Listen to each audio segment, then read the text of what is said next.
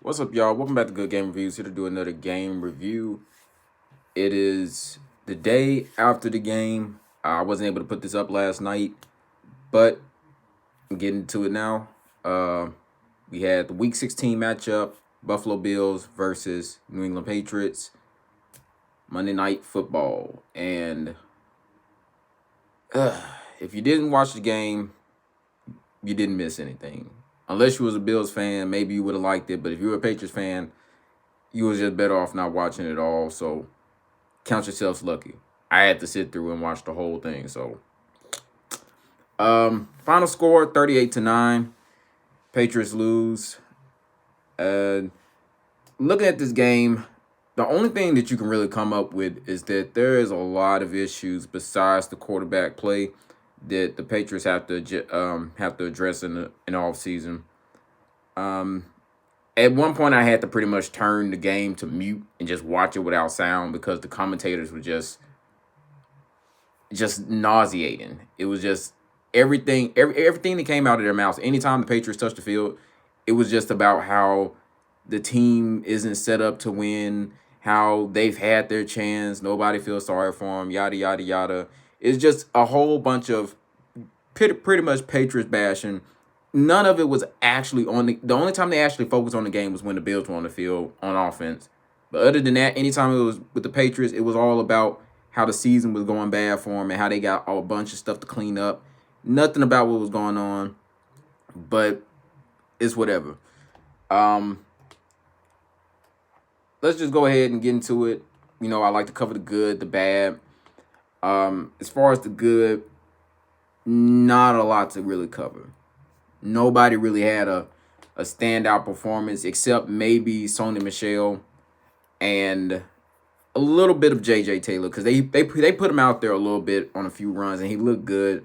Sony Michelle had 10 carries, 69 yards, averaging 6.9. Sony's been running pretty well since he's gotten back out there. With the absence of Damian Harris, I know a lot of people were like, "Oh man, this is gonna this is gonna suck." We don't have anybody who can run the ball. Well, they tried at times, and it looked pretty good with Sony Michelle out there. Once again, I wish they would have ran the ball more with Sony Michelle. 10 carries is just absolutely ridiculous. It's if you're a running team, then your starting running back should have more than 10 carries in a game. Simple as that. I don't care what it's looking like. He should get more carries than that. Um, but he had a good day. He averaged 6.9 on the ground, so you can't really be mad at him. I mean, we have a good running back room. If it's one thing that the Patriots don't have to address, it's the running back room.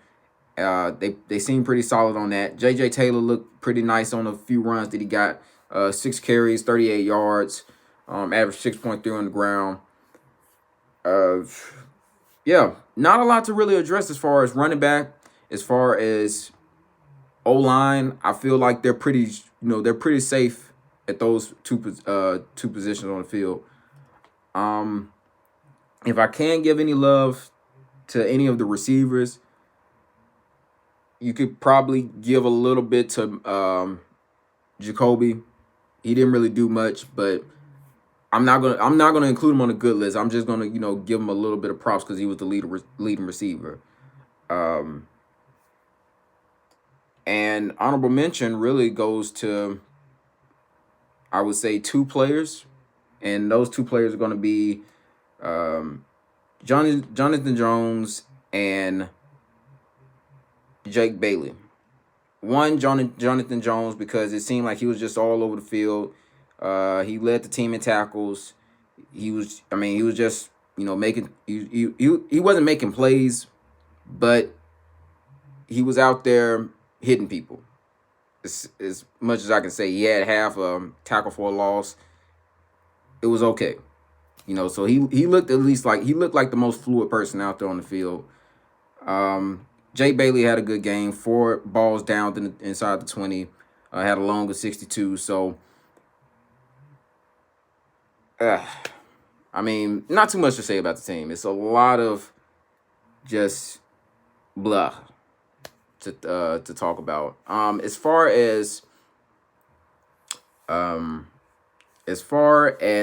bad goes, as far as bad goes, where do I start? Well, let's start at the most important position, the quarterback position. Cam Newton. Let's just be honest about it. Lack of weapons, all that I understand, but there's some throws that you have to make. That ball to N'Keal Harry on the third down, 3rd and 8, absolutely ridiculous. Absolutely ridiculous. N'Keal Harry is not a guy who just gets open like that. Okay? He's not a guy who just gets open like that. So when N'Keal Harry gets open and you have a chance to hit him, you hit him. You hit him with that pass. Once again, he downs the ball into the ground. He's trying to get it to N'Keal Harry, but he skips the ball yet again.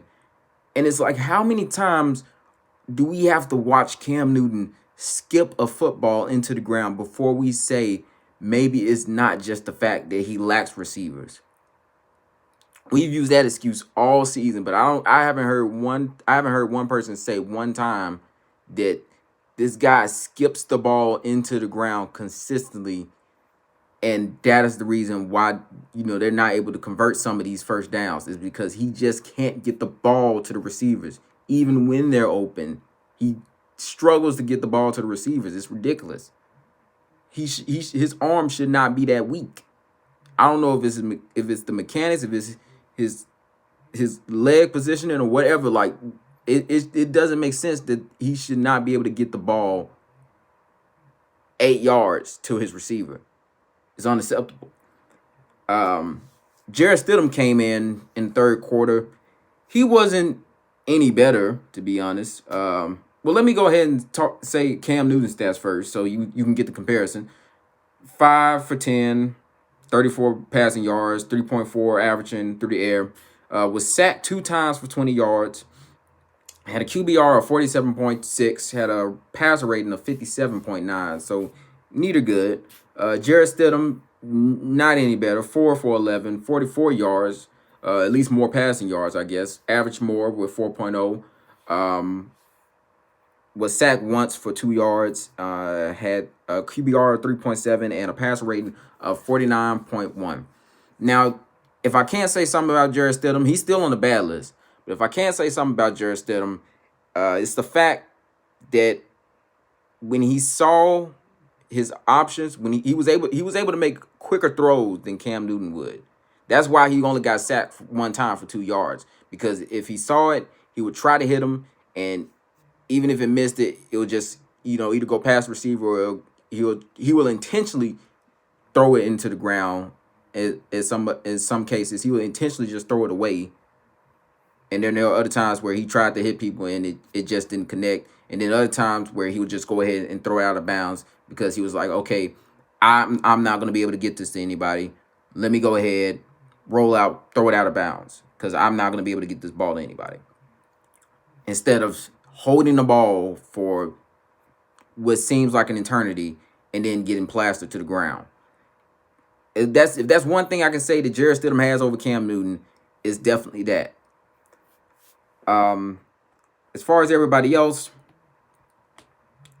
receivers, what can I not say besides the fact that they need to just scrap it all, except for maybe Jacoby Myers. We can possibly just hang on to him for a little while longer. Maybe he can contribute some more. He seems to, he seems to get better each season. Last year he was a rookie, did all right. This year he did a lot better, I'll say. I think next year he'll continue to improve. But everything else, go ahead, scrap it, tear it down, throw it away. Damiere Byrd had one chance at the beginning of the game. This was on the first drive. Patriots just come out. They're rolling down the field. Cam Newton, in one of the rarest moments in the game, throws a magnificent ball to Damiere Byrd. Could have went into if it didn't go into the end, if he didn't make it into the end zone, he would at least been on the 3 or on the 2 or something like that. At least in a position to where they could punch it in. But bounces right off Demir's hands, doesn't make the catch, and it is what it is. This, I mean, if you were expecting anything at the beginning of the season from Demir Bird, besides what you see, then I don't know what to tell you, because I said at the beginning, Demir Bird was a guy who barely made it with the Carolina Panthers and got up out of there. They got him up out of there. He ends up with the Cardinals and isn't really even a contributor over there. They get him up out of there, and then the Patriots decide to pick him up. He's just not a guy who's going to contribute to your team. And the fact that they had him starting, all of these games, it wasn't necessarily that they liked him. It was just out of a like a necessity. They didn't have any other choice but to start this guy. But now you see why he's not a regular starter. Just not. Uh, N'Keal Harry, what can I say? But maybe it works out somewhere else. That's honestly how I feel at this point. I'm still gonna root for you, but you can't. I just don't want him with the Patriots anymore. Maybe he can go somewhere and hopefully it works out for him, and he has a great career and he proves us wrong. But with the Patriots, it's just not working out. You know, when I saw Dwayne Haskins get released from the Washington football team, I thought maybe maybe this is something that could possibly happen with N'Keal Harry somewhere in the near future. I mean, he wasn't there that long, and they got him up out of there, and he was a quarterback. N'Keal's a wide receiver, so go ahead. Um, Devin Asiasi also. A thing I've noticed about Devin Asiasi is he has trouble. I don't know if it's just that he doesn't know like exactly the routes that he needs to run, or I don't know what it is. And there was other instances where they'll try to get the ball to him on a few occasions, and he wouldn't make a catch. We saw this game. We saw it last game. I don't know what it is about Devin Asiasi. It just ain't it. Uh, yeah, I really don't know what it is. Um, Defense, you could go ahead and put the whole defense on there. Except for maybe Jonathan Jones and Terrace Hall. Maybe you can go ahead and put everybody else on there because it was just awful. Um, J.C. Jackson, I expected a lot more in this game. Um, he just got embarrassed. He had a few bright moments in the beginning of the game. Was able to call some incompletions, and once the second quarter came, he just got completely embarrassed by Stephon Diggs the entire night. Stephon Diggs went wild on this secondary. He just absolutely embarrassed everybody. Um, for for some odd reason, I just didn't notice. You know, this is something that we've seen throughout the season. Not much of a pass rush. I think Chase Winovich was only out there a couple of times. Maybe he's back in the doghouse because I saw way too much of Tashawn Bauer out there. I saw way too much of Tashawn Bauer out there, and that led me to believe that maybe Chase did something to put himself back in the doghouse. Maybe because I shouldn't be seeing that much of Tashawn Bauer. Just a lack of pass rush all around. They couldn't get to Josh Allen, nearly enough. I don't know. I just like I'm at a loss for words. I'm trying to figure out how to spin this in a positive direction, but there's too much to fix. You got to fix the quarterback position. You got to fix these wide receivers. You got to fix the tight ends. You got to fix this linebacker situation. You got to fix the D line. You still don't have much depth at the defensive tackle position, and then your edge rushers are okay at best. We still don't know, what Josh Uche could be on the edge because we haven't seen enough of them. What we seen we like, but we just haven't seen enough. Um, yeah, that's the state of this team. This is a team that sits somewhere where it's, they're bad, but they're in the land of mediocrity pretty much. And with their draft position, they're either 15th or 14th as far as their overall pick. And, it leads a lot of people to question, what is the move? What will they decide to do with this 15th pick or 14th pick? Will they go after the quarterback position? Maybe take a stab at Zach, or maybe take a stab at Trey? Or will they address wide receiver? Instead of going into free agency and looking for a wide receiver, they go into the draft, looking for maybe Devontae Smith or something like that. A lot of options to choose in that first round, and they got a lot of things to fix up. But it can be done. I mean, we've seen worse teams build something, from nothing basically. We saw it with the Cardinals. We saw it with San Francisco. It's possible. It can be done. It doesn't nowadays it doesn't take too long to build your team into something. So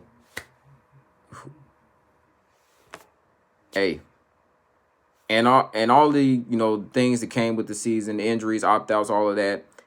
You could put an asterisk on it, maybe, like, if you want to, but they definitely still have things to address. This team is far from what they are usually are as far as being a contender. They're nowhere near that. So I'm not sure what to make of it, and hopefully they choose the right people in the upcoming draft. Who knows? But yeah.